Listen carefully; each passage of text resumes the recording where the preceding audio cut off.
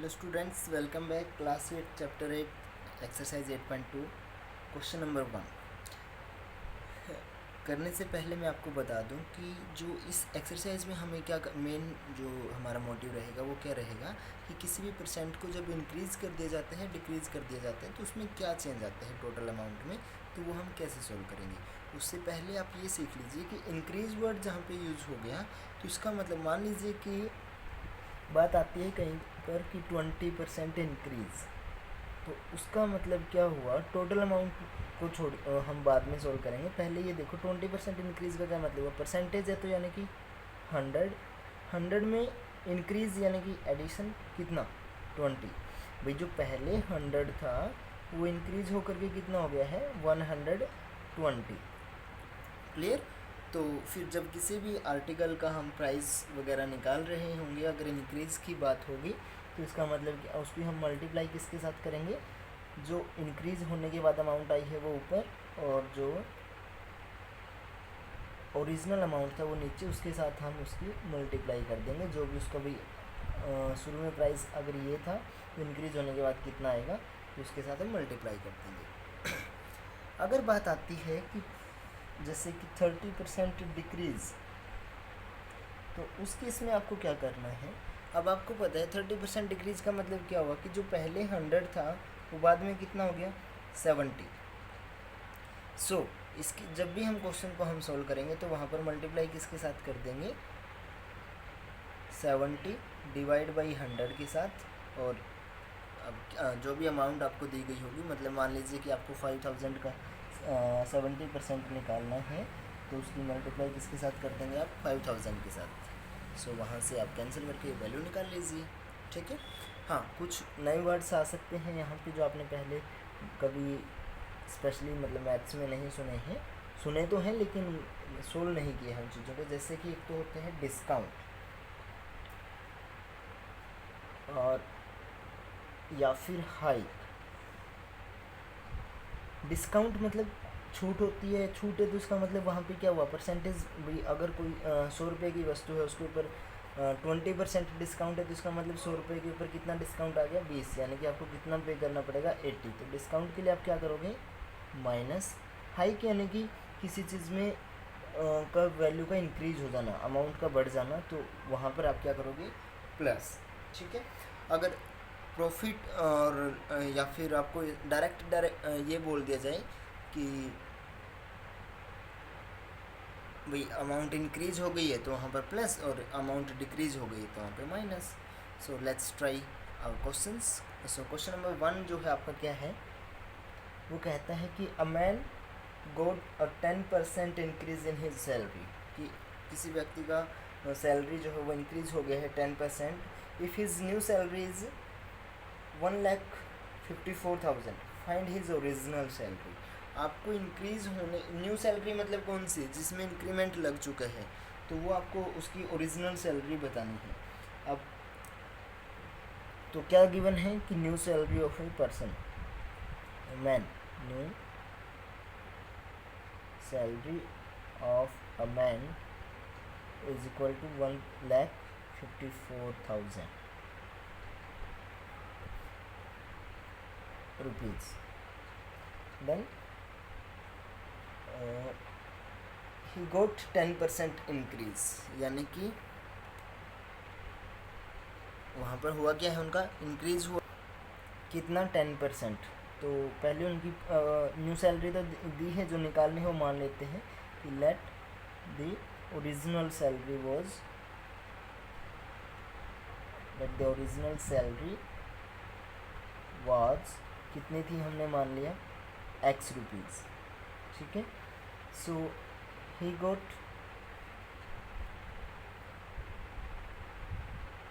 Increase in his salary, कितना मिला है उनको सैलरी में इंक्रीज जो है इज इक्वल टू 10%। 10% मीन्स लिखेंगे आप कि 10% मीन्स क्या हुआ ₹100 इंक्रीज टू, अब इंक्रीज हुआ तो 100 रुपीज़ इंक्रीज होकर के कितने आ गए हैं ₹110। सो अब उनकी जो आपको सैलरी निकालनी है वो सिंपल क्या करोगे आप, हम प्राइम यूनिटरी मेथड का इस्तेमाल करके आप लिखोगे कि so his original salary was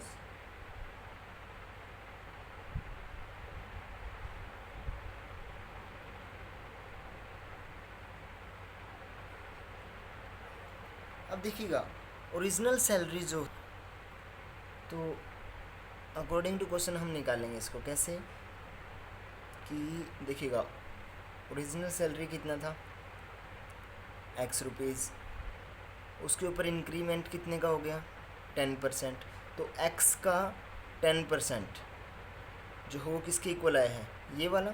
so हम क्या लिखेंगे अकॉर्डिंग टू क्वेश्चन क्या हो जाएगा 10% of X is equal to कितना है 1500 सॉरी 1,54,000।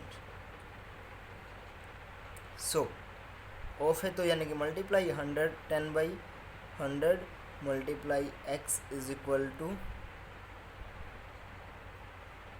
दैट। सो यहाँ से आप x की वैल्यू जब निकालोगे तो ये फ्रैक्शन क्या हो जाएगी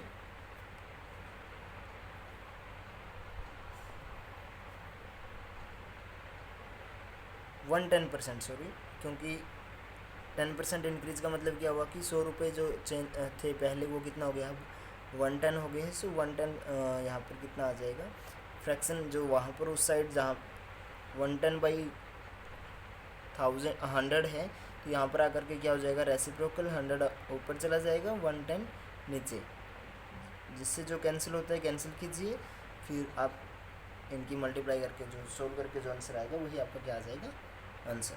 ठीक है, हमने यहाँ पे 110% ऑफ एक्स क्यों किया है क्योंकि हमें जो गिवन था वो क्या था न्यू सैलरी थी, और न्यू सैलरी क्या है 110 यानी कि 10% इंक्रीज़ का मतलब क्या हुआ कि 110% हो गई ना पहले वाली सैलरी की, तो साथ में तो आपको न्यू सैलरी दी गई है और पहले वाली सैलरी से वो कितना है 110% है। पहले वाली सैलरी हम मान चुके हैं कि x है तो उसका 110% क्या आपका आंसर निकल आया। सेकेंड क्वेश्चन जो है आपका वहाँ पर है कि on Sunday 845 people went to the zoo, तो आप लिखोगे नंबर ऑफ पीपल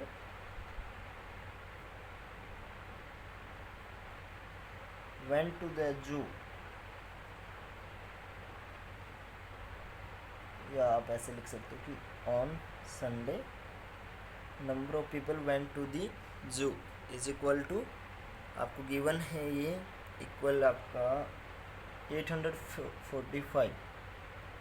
नेक्स्ट है on Monday only 169 people went, यानी कि on Monday number of people went to the zoo is equal to 169। So what is the percent decrease in the people visiting the zoo on Monday, तो decrease in percent यानी कि कितने percent people come गए हैं आपको वो बताना है। तो उसके लिए आपको ये पता होना चाहिए कि टोटल नंबर ऑफ पीपल जो है वो कितने कम गए हैं, तो वो निकाल लीजिए आप, यानी कि number of people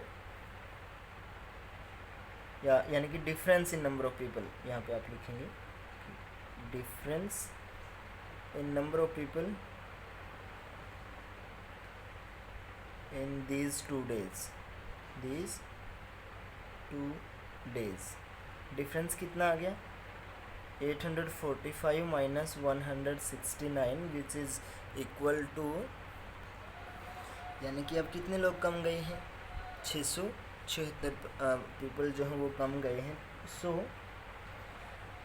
decrease in percentage जब आप हम निकालेंगे डिक्रीज इन परसेंटेज, तो वहाँ पर आपको ये पता लगाना है सिंपल कि 676 जो है वो कितना परसेंट है किसका, जो डिक्रीज पीपल है वो ऊपर, और जितना टोटल कौन था जो फर्स्ट जिसकी कंपैरिजन में हम निकाल रहे हैं 845 की कंपैरिजन में परसेंटेज निकाल रहे हैं, तो मल्टीप्लाई किससे करेंगे 100 से, और ये क्या हो जाएगा परसेंटेज। इसको जब आप सोल्व करोगे तो वहाँ पर जो भी आपको आंसर मिलेगा वही क्या हो जाएगा आपका आंसर। ठीक है। नेक्स्ट है कि a shopkeeper by 80 article for rupees 2400। एक शॉपकीपर ने 80 आर्टिकल खरीदे हैं 2400 रुपये के लिए, यानी कि 2400 रुपये में, and sell them for a profit of 16%, और उसने उनको कितने में बेच दिया 16% प्रॉफिट है, तो यानी कि जो 100 रुपीज़ का प्रोडक्ट रहा होगा वो कितने में बेच दिया 116 में। Find the selling price of one article. आपको सिर्फ वन आर्टिकल का सेलिंग प्राइस निकालना है, तो हम सबसे पहले क्या लिखेंगे कि कॉस्ट प्राइस दे रखा है आपको, कॉस्ट प्राइस क्या होता है, जितने में हम खरीदते हैं वो हमारे लिए क्या होता है कॉस्ट प्राइस ऑफ 80 आर्टिकल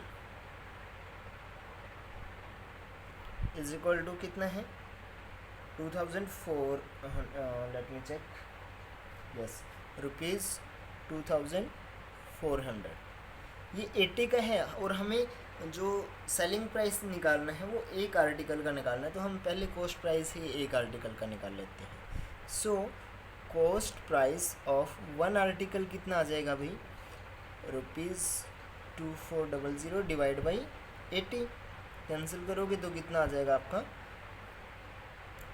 300, यानी कि 300 रुपीज़ एक आर्टिकल का प्राइस रहा था। फिर हमें क्या निकालना है कि सेलिंग प्राइस, साथ में क्या दे रखा है प्रॉफिट इज इक्वल टू कितना है 16%।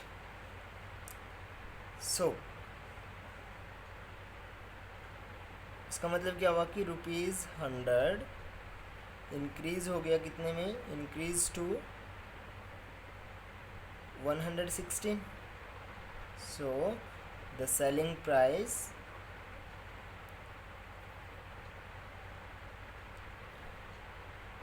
ऑफ वन आर्टिकल जो आप निकाला वो कितना हो जाएगा 116 डिवाइड बाई 100 और मल्टीप्लाई जो उसका कॉस्ट प्राइस था, कॉस्ट प्राइस कितना था वन आर्टिकल का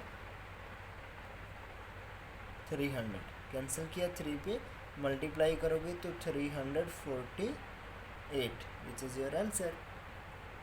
₹348 क्या रहा उनका सेलिंग प्राइस। ठीक है। तो इस तरीके से आपको क्वेश्चन नंबर 4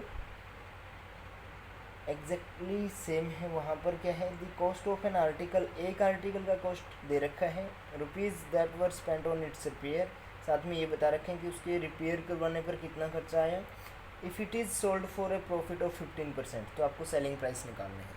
तो पहले उसका कॉस्ट प्राइस दे रखा है और उसके ऊपर रिपेयरिंग का खर्च कितना आया वो भी उसमें क्या हो जाएगा ऐड हो जाएगा, और फिर यानी कि उसका क्या निकाल दो वो नेक्स्ट क्या बोल रखा है कि if it is sold for 15%, तो आपको निकालना है सेलिंग प्राइस। तो बाद में जब ऐड करने के बाद जो भी आएगा उसका फिर 115% प्रॉफिट है, तो यानी कि क्या हो गया 15% प्रॉफिट का मतलब किससे मल्टीप्लाई करोगे आप 115 डिवाइड बाई 100 से आप मल्टीप्लाई कर दो, तो वही क्या आ जाएगा आपका आंसर। ठीक है। और इसी तरीके से आपका क्वेश्चन नंबर आज के लिए क्वेश्चन नंबर 4 तक ही आप सोल्व कर लो। नेक्स्ट वीडियो लेक्चर में, तब तक के लिए बाय बाय स्टूडेंट्स।